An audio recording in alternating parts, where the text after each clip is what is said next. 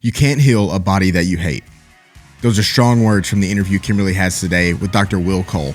My name is Jason. I'm the producer of the podcast, and this is actually the second ever episode of It Starts With Attraction from all the way back in 2020. Turns out there were some good things that come out of that year after all. Dr. Will Cole is the leading functional medicine expert and consults people around the world and locally in Pittsburgh, Pennsylvania.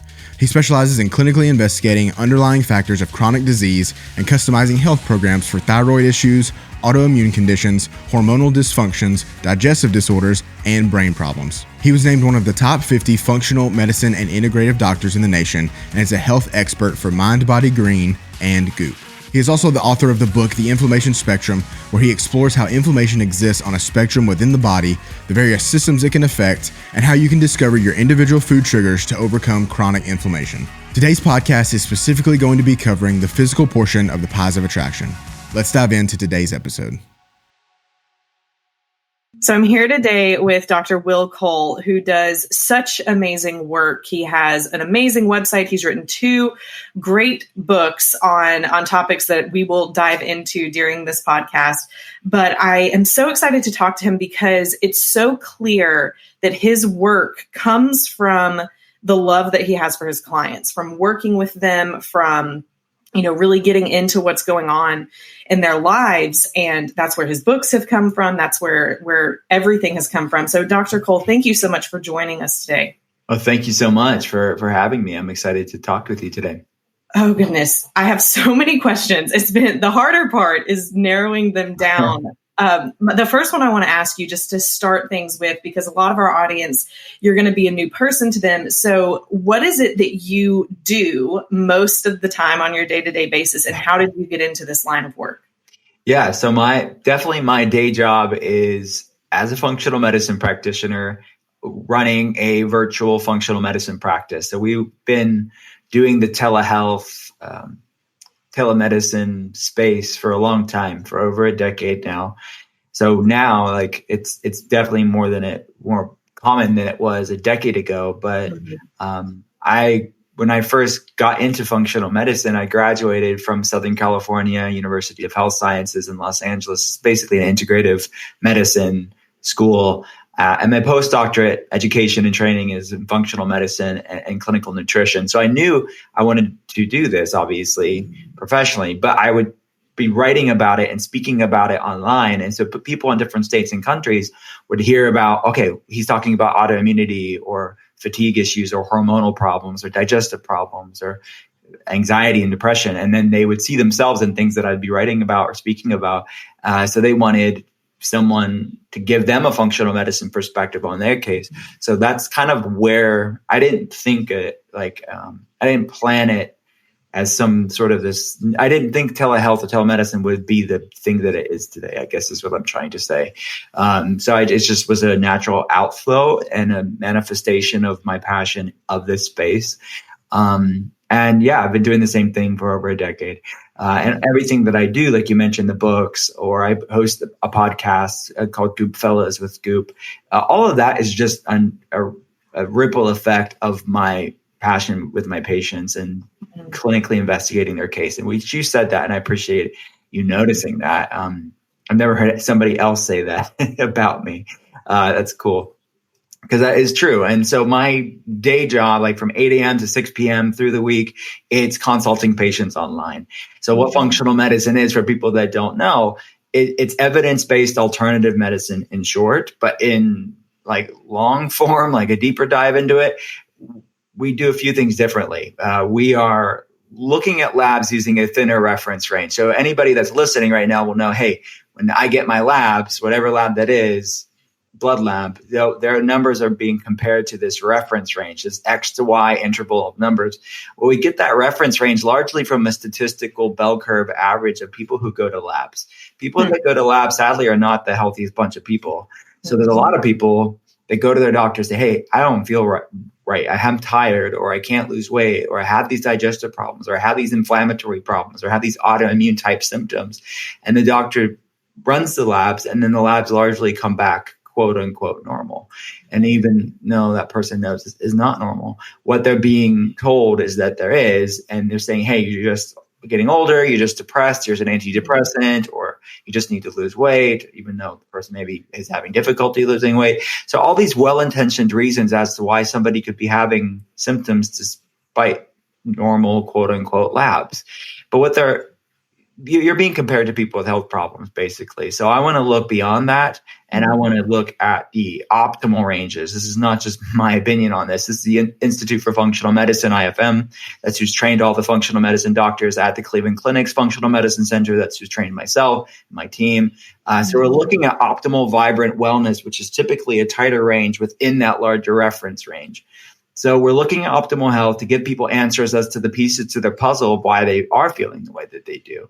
And then we are running more comprehensive labs as well. So we're looking at things like microbiome, underlying gut problems, or hormonal imbalances, or toxicity issues, or chronic infections, or nutrient deficiencies. There's a plethora of different issues to look at based off of that person's case. Not everybody needs all those labs, but that's where a good, comprehensive, thorough, thoughtful, intuitive health history comes into place, to really hear this person and hold space for them and dig deep, do some like real investigation for them, and not just writing them off and saying, oh, this is what it is, and not really hearing them. So I think all of this is predicated upon a good, thoughtful health history that we hold online. And then from there, we determine what labs are appropriate for them. And then from there, it's the kind of the third aspect of functional medicine is bioindividuality. We're all different. And you could have 100 patients with the same diagnosis code, let's say 100 patients with fatigue, and what's driving one person's fatigue isn't necessarily driving the next person's fatigue. So my job is to say, okay, is it a hormonal imbalance or microbiome issues or whatever that is? Like, what's the root cause of why you're going through what you're going through? And we tailor healthcare to the individual. So we use food as medicine, we use herbal botanical, like natural medicine protocols, more advanced functional medicine protocols, lifestyle changes, and medications when needed to really be tailored to the individual. So that's what I do. Yeah, that's my long-winded dissertation on what I do for the day. It's amazing. And the fact that you're in that telehealth space and that you can just reach so many people across the world in that opens up the doors for the people who need it. And I'm sure you hear this all the time, because I hear it, and I'm not a doctor, but people are saying, well, my doctor just kind of wrote me off, or they told me, that I'm fine because of the blood work, like you were saying. Yeah. And so they kind of feel like either maybe they're crazy or maybe they don't feel the things they feel. Yeah. And it's not until they have someone, and just the fact that you take the time to do that comprehensive background, that takes more than 10 minutes, right? And that's what so often the normal doctor visit is. Yeah. Just doesn't get down to it. No, you're absolutely right. It takes a long time. I mean, it depends on the case, but an hour and a half, easy. To dig in deep. Yeah. So that's not the way the system's set up right now. I mean, this conventional system set up to diagnose a disease and match it with a medication. And that's sort of this medicinal matching game that's going on that serves some people. I mean, there's some people that are served by that system. There's some people that are alive because of that system. And there's certainly a place for that. There's a time and place for that. But there's a lot of people that they're falling through the cracks of that system. They don't fit all the mold. They don't fit all the boxes, and they're doing everything their doctor's telling them to do. And that's the very important facet of what I do. Most of my patients have exhausted everything that conventional medicine has for them. They've been good patients. They've been compliant. They have done everything they were told to do, but they are still struggling. That's an important part, because it's not like these people are just coming to me first. Normally, they aren't. 9 times out of 10, they've exhausted tons of conventional options and even alternative options many times. And then they're looking, okay, what's going on here? So we're used to these difficult cases in the sense of it's beyond the basics. They know not to eat junk food. They eat better than most Americans. They're taking care of themselves. They're doing what their doctor's telling them to do, but yet they are still struggling. So that's the typical caliber of people that I have. So what are the biggest... I'm going to say what are the biggest issues, but what are the things that people come to you with that you end up finding these are the sources of what's going on? I mean, you wrote a book all about inflammation, the inflammation spectrum. Is that the biggest thing that you end up seeing with your clients, or is there a group of things that you see? It is. The inflammation spectrum, my second book, is really a both of my books were, but this one specifically is definitely an outward expression in book form of what I see, because it is this larger inflammation spectrum. So in the book, when I drew I didn't draw it. I told the artist, I said, this is what I want to look. I can't draw. I am not an artist, but this is what it looks like from a clinical standpoint. Make it look pretty. But way that I envision the inflammation spectrum for the book is these 7 sort of spokes, if you will, of a wheel. These sort of outer ripple effects of this inflammation spectrum. So we look at the gut, the brain, the hormonal system, the blood sugar regulatory system, detoxification system, musculoskeletal system. Autoimmunity is a separate entity. And then the 8th is what I call in the book polyinflammation. This interconnectedness of inflammation in one area can beget a ripple effect of inflammation in the other area, which is a lot of my patients. So it's those 7 things, or the 8th being polyinflammation, is really what I see. And it's someone on this autoimmune inflammation spectrum, or someone on this inflammation spectrum. They don't necessarily have to have an autoimmune component, but a lot of them do. But it's some sort of inflammatory problem impacting hormones or the brain or digestion or so on and so forth. So really what the people that I see are in that book. Mm-hmm. So that 8th point that you mentioned, I think is so key, because there's a ton of books out there that just focus on these things kind of in their own silos. But I've heard you say, or I read it in an article where you were quoted, where you said that you can tell from someone's lab work if they are having like a problem in their marriage, or if they're having stress at work from just looking at these things. And that's not something that you would fix in a normal doctor's visit. You know what I mean? So that part of it, can you explain more of how you noticed that was so important to mention and to tell people about? Certainly. Yeah. I mean, that's the bidirectional relationships between thoughts and emotions and your physiology, right? It's like in the West, we like to separate mental health from physical health. But the reality is mental health is physical health. Our brain is part of our body. When you look at things like anxiety and depression and fatigue and brain fog, and even just fear and dread and these things, they have physiological components. So there's a whole field of research in the scientific literature that's looking at this over the years. It's not all of it's just new studies. Some of it is new studies, but over the past decade, 15 years, we've been looking at in the scientific community, looking at the way that inflammation impacts how the brain works. And that's what this cytokine model, cytokines are pro-inflammatory cells, cytokine model of cognitive function. How is inflammation impacting mental health?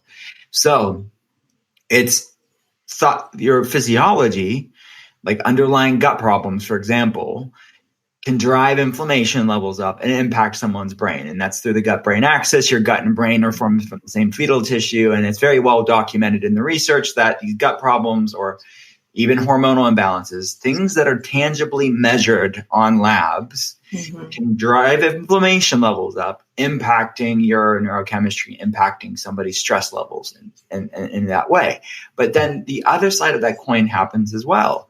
This bidirectional relationship between thoughts and emotions and physiology, thoughts and emotions. So if somebody has a stressful job, if somebody is in a toxic relationship, those things, those circumstantial external things will impact physiology too. And that's very well documented also in the research, that people that have gone through things like trauma, or people that have stressful life events, are more prone, they have higher inflammation levels, they have compromised immune systems, they're more prone to being triggered with autoimmune problems.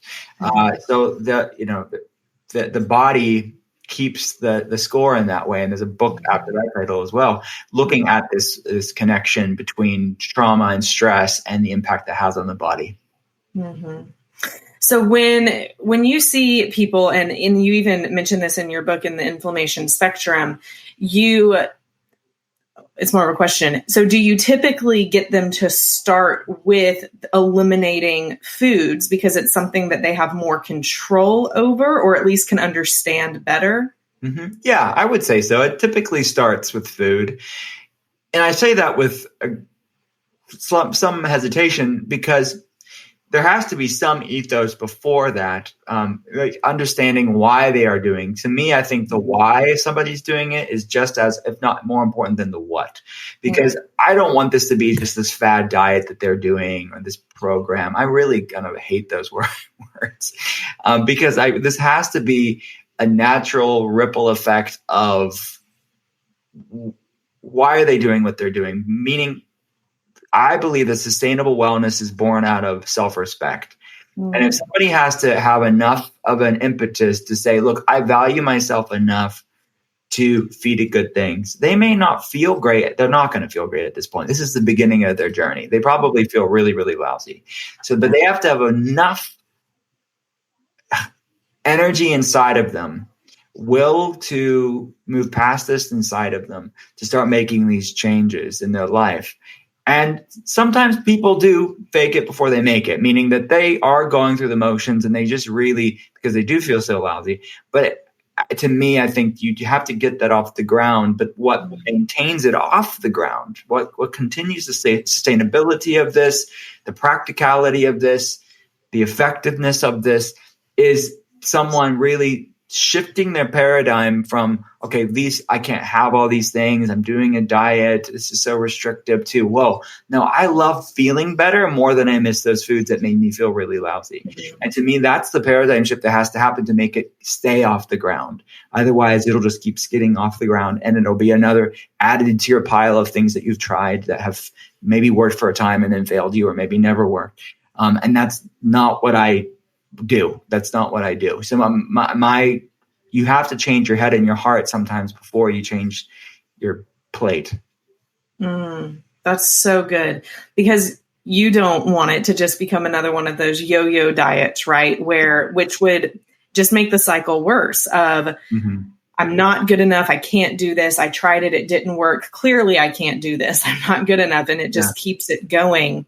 So is that something you help people with in that first call that you have with them? Are you asking them to dig deeper into the why behind why they want to do this? Yeah, absolutely. And that's the part of this duality of functional medicine. There's the science of it, like the labs and getting to the root cause and measuring changes on labs and finding out what steps they should be doing, like what protocol is even relevant for them. But then the other side of that coin is the art of functional medicine. It's saying, okay, how do you meet this person where they're at? It's holding space for them. It's kind of seeing, okay, the space between their words. And I'm consulting them online, and you still have this sort of understanding of who they are in the time that you're with them, because you're not with them for just 10 minutes. You're just going to get a reading of like what they're going through and how do you meet them where they're at? Because not everybody's at the same point in their journey. Not everybody receives information the same way. Not everybody's ready to do everything. You kind of have to lean into it with them in the way that they even can. So it is definitely something that we have to artistically guide them through based off of what we know to work. Makes a ton of sense. And you have done a great job at making it, I don't want to say easy, because it's not necessarily easy to do some of these things, but a really practical approach and something that's attainable. And you call it in your book, The Inflammation Spectrum, the core 4 foods that to start with of eliminating. So it's not everything in the world all at once, and all you can now have is, a piece of chicken and some broccoli, but there's these 4. So what are the 4 foods that you have chosen and you talk about because of research, because of what you've seen, and because of effectiveness? Yeah, sure. And it's the 4 foods that are most likely to cause inflammation in most people. But the whole heart of the inflammation spectrum is bioindividuality. So not all of these 4 foods are going to be problems for everybody. So they're not blanket statements. They're just categories. But then we talk about the nuance in the context of the different types of these and the different ways that you can test which one works for you and which doesn't in the book. But those are grains, and that encompasses wheat and rye and oat and barley and spelt, and even the gluten-free grains like rice and quinoa and corn. So that's grains. Number 2 would be dairy. And I have explanation in the book of the different types of dairy, right? So I'm not saying all dairy is the same, but let's just say conventional dairy. 3rd would be high omega-6 oils. like industrial seed oils, like vegetable oil, canola oil. They're higher in omega-6s, and they're typically oxidized at room temperature, very sensitive to light and heat, and they drive inflammation levels up. And then fourth would be sugar, added sugar. And not just the white powdery stuff like table sugar, but it's even the healthier variations of it, or the ones that are touted to be more healthy, or the fancier sounding euphemisms for sugar like agave nectar or evaporated cane juice, but it's still nonetheless sugar. So those are the 4 foods that are most likely to cause inflammation in most people. But I want people to find out what their body loves and what their body doesn't love in the book. So the Core 4 plan is removing those 4 foods for 4 weeks, and then we reintroduce them and test them and see how they feel. Because the gold standard still in clinical nutrition and functional medicine is a well-formulated elimination diet. But most people are doing an elimination diet not right. They're eliminating it fine, but then you like you said, it's like chicken and broccoli. And then it's like, okay, the reintroduction's a mess. So they don't even know what's working for them and what's not. And it's unsustainable. And they just kind of give up and they move on with their life. And there's nothing gained from it. I didn't want that to happen with the book, and I don't want that to happen with patients. So I teach people how to reintroduce these foods. Mm-hmm. Do you have them take all of them away at once, or do you have them do it in phases? So I have the initiate chapter in the book. So we lean them into it. So initiate, and then people, you know this, but people that read the book, they'll see every chapter that has the number 8 at the end of it, like initiate and create and eliminate, and you'll understand why when you read the book. So basically the initiate chapter is leaning into it. And I thought about it, like we originally didn't have that chapter in the book. And I thought, that this would be really a nice approach, because I'll tell you what, I don't always have patients do that. But the difference with patients is I can monitor them and be there with them and walk them through it and tailor it a bit more. Mm-hmm. But in lieu of I'm not there for the reader. I can manage it better with the patient. But I knew, okay, I'm not going to be able to consult every person that reads the book, nor does everyone want me to. So I want the reader of the book to be able to kind of lean into it on their own. That's why I think that chapter is quite important for the reader that doesn't have a functional medicine doctor to do it a bit more sustainably and not feel so overwhelmed. Right. Which is what I see with people. I mean, even in myself, when I've done different protocols and approaches like this, but especially like even my husband, he would be the one who's like, there's no way I could do all of even if we would just narrow it down to those 4. And so, like you said, that bio-individual part of it is so important too, because knowing the person, it would be so much easier for someone like my husband to say, okay, for a period of time, we're just going to take away grains and then reintroduce them, as opposed to saying like, you're doing all of this at one time. Mm-hmm. And that has to be how do you as a doctor deal with the feeling of being overwhelmed from your patients of, because you've seen it work in the lives of other people and you're the practitioner of it, that there's hope and that it works for people. But when they feel like it's so insurmountable, how do you keep them focused and motivated on doing these things that will work for them? Well, I think it's going back to that why. It's like remembering why they're doing what they're doing. Because if that's their true north, if that's like what they want to, then they're focused and they can be kind of relentless in a good way on getting to that goal. And that's another part of it is having a support system. Obviously, the reader doesn't have that, but my patients do. Mm-hmm. Is having a team that understands them. And that's why I think we're getting a lot of people that have read the inflammation spectrum that have reached out to us. Obviously, this is what our day job is anyways, but that was what they saw. Like they needed that support system and that structure and that sort of someone outside of themselves to be there with them and point them along the way and further personalize it. Because you can't get every variable in a book. You can get a lot of variables, but it's still, we can take it to the next level when we're actually seeing them as who they are beyond the tailorings that I have in the book. But I actually encourage that in the book. So let's just take the clinic webcam practice out of the way for now. That's just the reader. I think it's important for people to have a support system in their own life. I think, having even a friend that you can do it with, or finding a support system online, maybe that have similar health issues. There's a lot of Facebook groups with people that are going through similar health issues, or it's maybe, a spouse that does it along with you. Maybe they're not going through the same thing, but that are doing it together. Or even if they're not doing it with you, maybe it's just that you could still kind of, they are supportive of what you're doing. Maybe they're helping with meal prep, or they are, going grocery shopping with you, or they are preparing dinner for you to take the load off. So the support system is really a powerful thing. Mm-hmm. And in line with that, we've talked a lot about food, and that's part of what your book starts with, but you're also very vocal about how it's not just food. Food's a huge part of our health and our life, but there's other aspects that lead to us being healthy people. Like you even said at the beginning of this, mental health is physical health. And I've heard you say that many times. Mm-hmm. So what does it look like to create a healthy mental health life as well as physical health? Yeah. And these are those non-food inflammers in the book, because I know from seeing patients, and hopefully people can realize this too, that it's not just about food. So we have to deal with these non-food inflammers in the book. And there's 8 of them that I talk about in the book. And then that's a bit different, right? Because not everybody eats food.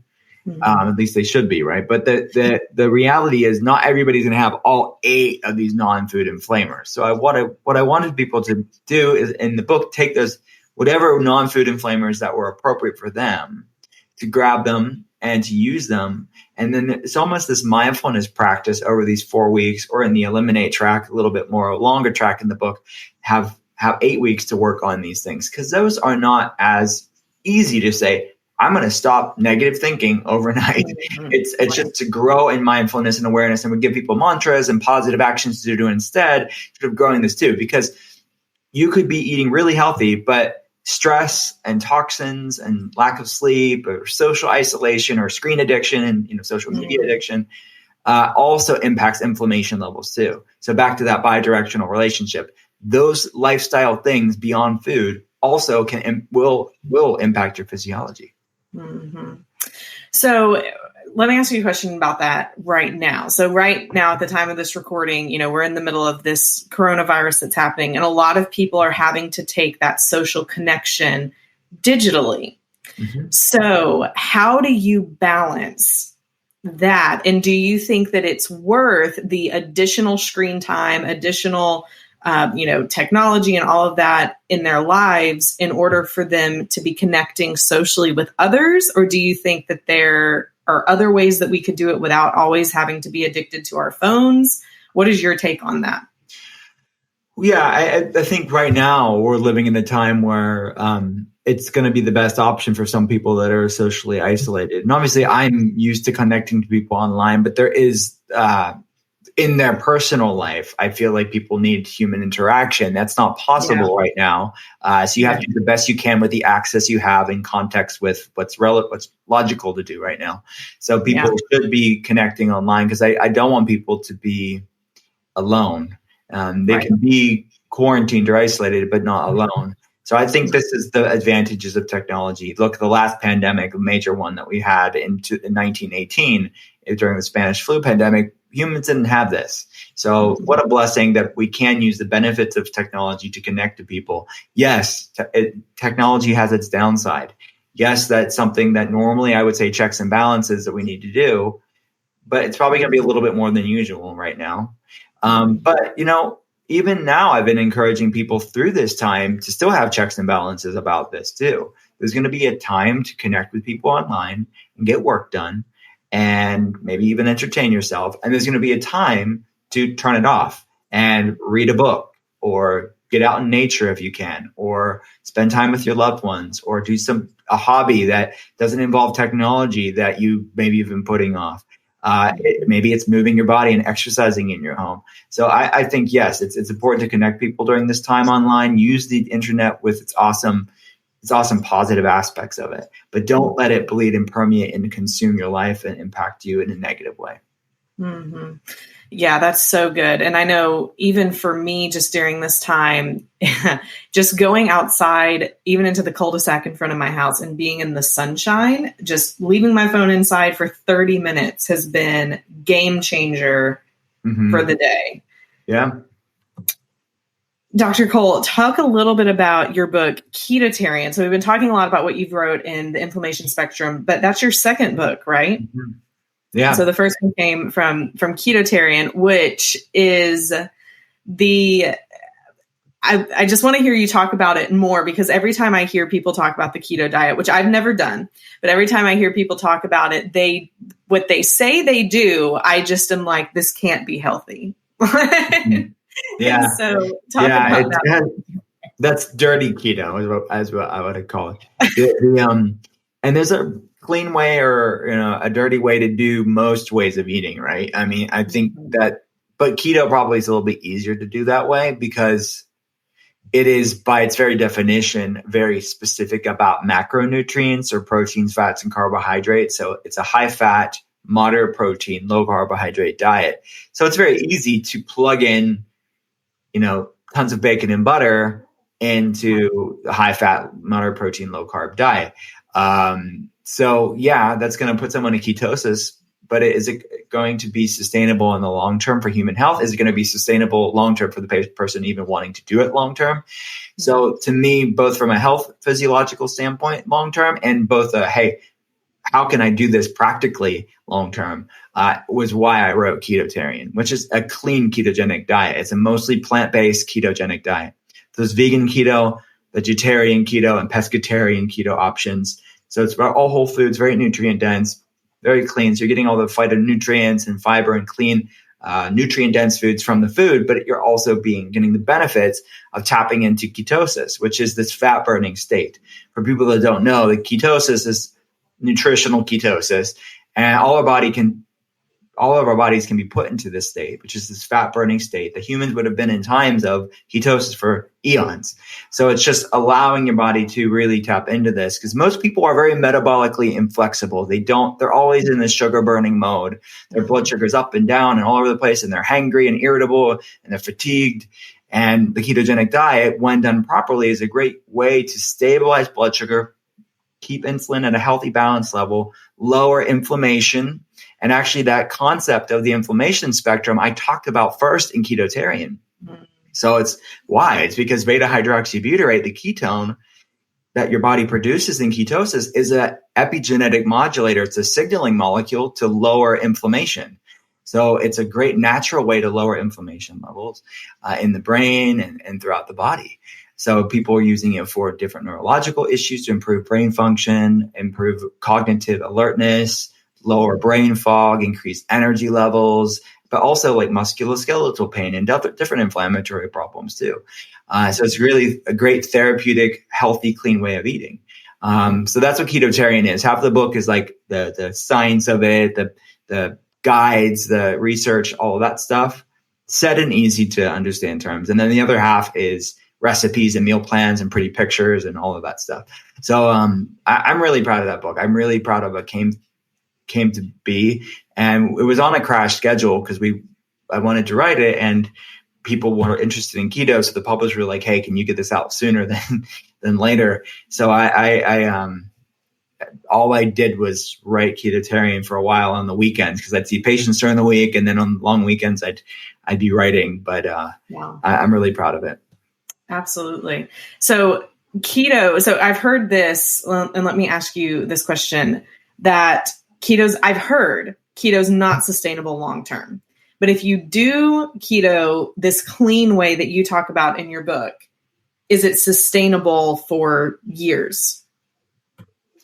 Yeah. I mean, the way that I advocated for in the book, absolutely. So in the book, I advocate for people to do an 8-week Ketotarian experiment or challenge, right? To kind of give their body the time to become fat adapted, to get metabolically flexible, and to lower inflammation, get all the benefits of keto, which is the brain boosting, fat burning, lowered inflammation, decreased cravings, all of that stuff. That's going to take time. So I recommended it in the book 8 weeks.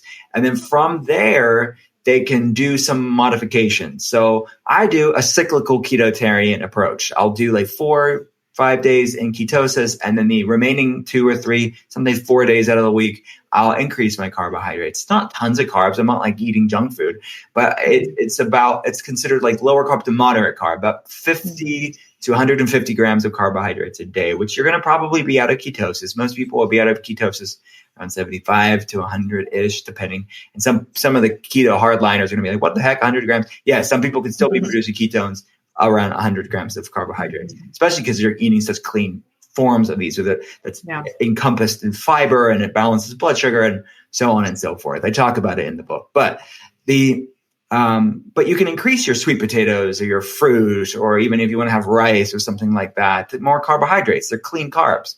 And then you can go right back into ketosis the other days of the week. So that's a nice metabolically flexible, balanced approach for many people. Many women will do a cyclical ketotarian around their period. They'll maybe do it right after ovulation, maybe do it in the first 2 days of their period to get clean carbs those days, which works for many women to keep their female hormones balanced. And then some people will just do the 8 weeks and then moderate their carbohydrates, meaning they'll do the 8 weeks to get metabolic flexibility, and then they'll increase the carbohydrates to that 75 to 150 grams of carbohydrates as just standard for them. But then they'll go back into ketosis when they want to. So they don't always have to be in ketosis. And I talk about the different populations of people that with different goals that tend to do better with different versions of these modifications. And then some people do it seasonally, where from an ancestral health perspective, there's many humans would have done for a long time. During the winter months, they would have been in more ketosis. And then in the summer months, they'd have more fresh fruits and tubers and things like that and moderate their carbohydrates.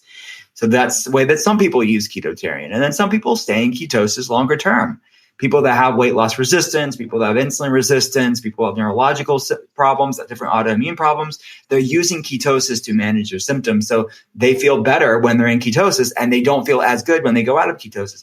So this goes back to that larger heart of functional medicine is bioindividuality.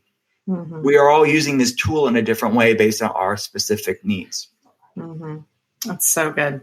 Well, Dr. Cole, the final question is, where would you recommend that people start with everything we've talked about, which some people might listen and think that's so much, but it is attainable. Where would you recommend they start? Something that I talk about in both the books. I talk about it with all my patients, and you probably know about it too, because you've read things that I've talked about, is the ethos of all of this is you can't heal a body you hate. You cannot shame and stress and strive your way into wellness. And many people think they can, but it's going to be probably short-lived. And if it's not short-lived and it's just a fad, it's going to be a source of dread for you, and it's not going to be enjoyable. And what's the point of all of this then? So all of this has to be, in my opinion, for most cases, you have to really look at, you don't have to perfect it, but you have to really look at your head and your heart and your relationship with your food, relationship with your body, relationship with life itself. Because wellness is just life itself. It's your relationship with life itself. So all of this stuff has to be predicated upon that, because I think that is the genesis for sustainable wellness. So to me, that's the first step. It's a little bit esoteric. It's less like X, Y, and Z. But to me, it's the truth. It's really what you have to get at least started. You don't have to be a master at it. You don't have to have all your problems figured out, because that's the other side of the coin. Get some of it right. Get the why right, generally speaking, and then progress into it with a sense of grace and lightness. But the other side of that coin is, I have a sign hanging at the front of my functional medicine clinic. It says, if you're waiting for the right time, it's now. That's the other side of the coin, is don't just keep thinking, well, I'm not perfect, so I'm going to procrastinate and procrastinate and procrastinate. There's no perfect time. There's no perfect person. So it's this balance of, yes, coming into it with a good headspace, but also saying, I'm going to lean into it and lean into it and lean into it. Even if the leaning into it is incremental, at least you're leaning into it. That is so good. Thanks. I love everything that you have said. I love the approach that you take. I love just the message that you have. Even with that, you can't heal a body that you hate. Mm-hmm. It's so powerful. Thank you for everything you do. Hey, well, my pleasure. My pleasure. Thank you so much. So I highly recommend that people check out your books, Ketotarian, The Inflammation Spectrum. They can find out more on your website, or they can get your books on Amazon. But on your website is an awesome quiz that's based around that inflammation spectrum, which I tried to do in like 5 minutes the other day. And I was like, no, this is, you actually have to pay attention. You have to pay attention, because it gets deep into some things, which is amazing, because it talks about results, which just pairs perfectly with getting that book. But you just provide so many resources for people. Where are other places that people can follow you? Yeah, thank you so much. drwillcole.com is definitely the home to a lot of stuff. They can get a lot of free content as far as articles, recipes, ideas, the quiz that you mentioned. They can get the links to the inflammation spectrum and Ketotarian there. We offer a free webcam or phone health evaluation for people who want to see if functional medicine's right for them and get a functional medicine perspective on their case. On Instagram, it's at Dr. Will Cole, at DrWillCole, same thing, on Facebook, and we're on Pinterest, all the places. But I'm most active on Instagram and Facebook. Awesome. Perfect. Well, Dr. Cole, thank you so much. Thank you so much. Here are the key takeaways from today's episode with Dr. Will Cole. You can't heal a body that you hate. If you're doing all of this, going on diets, working out, whatever it may be, just to accept what you see in the mirror, then you're doing it backwards. Start this journey coming from a place of accepting and loving yourself. Second key takeaway is mental health is physical health. Mental health and physical health are directly tied together. Ensure that your mental health is taken care of as well, not only your physical health. Third, remember that we can affect our bodies and health in a positive way by focusing on the foods that we eat. One of the first things that you can do is go get Dr. Cole's book, The Inflammation Spectrum, or go to his website and take his quiz, even if it's to start seeing yourself differently. Those things will be linked below in the show notes. Now, a lot of times when we talk about physical attraction, we think of how we look. But remember, it's about how we feel as well. And that's where you should start. Those are the key takeaways from this episode. If you enjoyed it, please leave a review and a rating. It's the best way to support the show. Or if you're on YouTube, click subscribe, hit the like button, and leave a comment. Until next week, stay strong.